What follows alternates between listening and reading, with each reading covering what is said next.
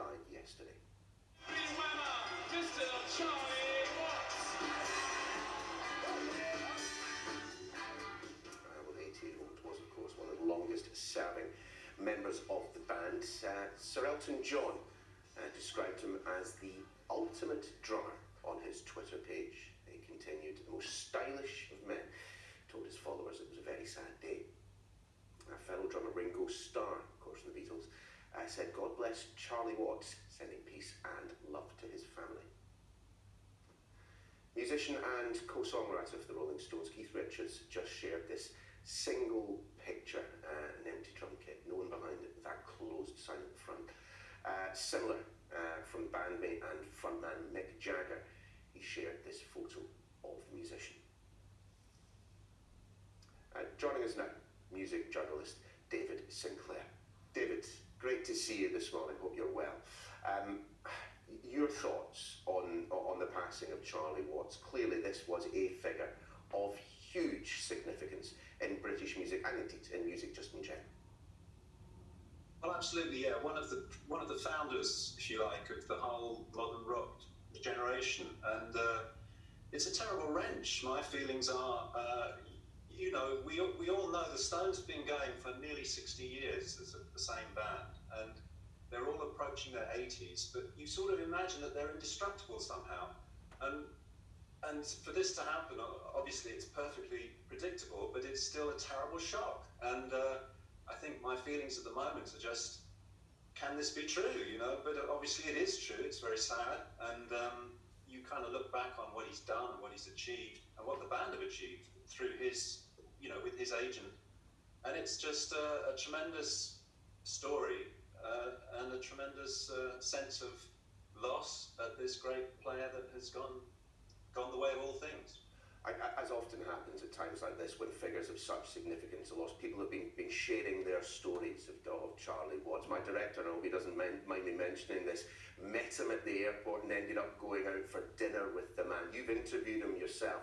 What was he like? Oh, well, he's a wonderfully understated kind of character, actually, considering the world that he moved in. Unlike Keith Richards and Mick Jagger, he's kind of a very sort of calm and equable sort of bloke. You'd sort of meet him and you'd think, wow, this is the guy in the greatest rock and roll band in the world, seriously?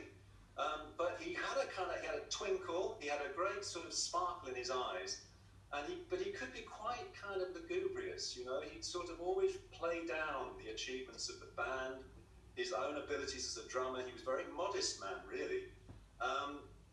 And he was always kind of very relaxed. You'd see him, he'd always be very, very stylishly dressed, but he would slump in a sofa, a very relaxed sort of way, as if he was just sort of just chewing the fat over on a kind of sunny afternoon with you. And it was an extraordinary mixture of things, really. And he always seemed to be slightly apart from the mayhem and the madness of the world that he inhabited.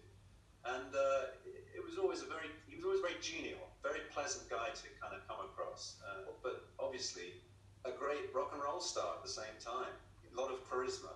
David, what has surprised me as someone who, of course, has known the work of the Rolling Stones, but certainly not followed his career as closely as people like you. What has surprised me is reading interviews with them, previous interviews, is how often dismissive he was about parts of the back catalogue, that he kind of wasn't ashamed of it, but he often commented that he'd rather be playing some jazz at some points. But he was the person who provided the backbeat, the beat for some of the greatest tunes that British musicians have ever produced. Well, that's right, exactly. And I think that was part of his appeal, that he never really bought into the whole myth of the Stones in the way that everybody else does. He always seemed to regard it as a bit of a lark, He was very, very into his jazz music. He made several solo albums of his own, which was far more, a lot different from the Stones' music. It was jazz, and that was his first love.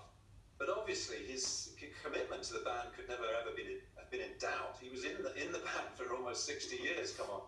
And he never let them down once, and he provided some pile-driving stuff. I mean, if you think of the big hits of the Stones, Brown Sugar and Honky Tonk Women, and those tracks are just incredibly rhythmically driven. They're the tracks that get everyone on the dance floor straight away. And that was his contribution to the band, the rhythmic foundation.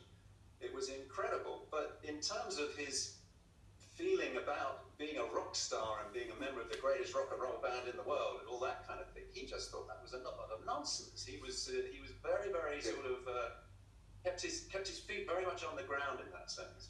David, I'm afraid we are going to have to leave it there. Good to talk to you this morning. Thanks for sharing your memories of Charlie Watts. Good to see you. Time for us to have a quick look at the weather.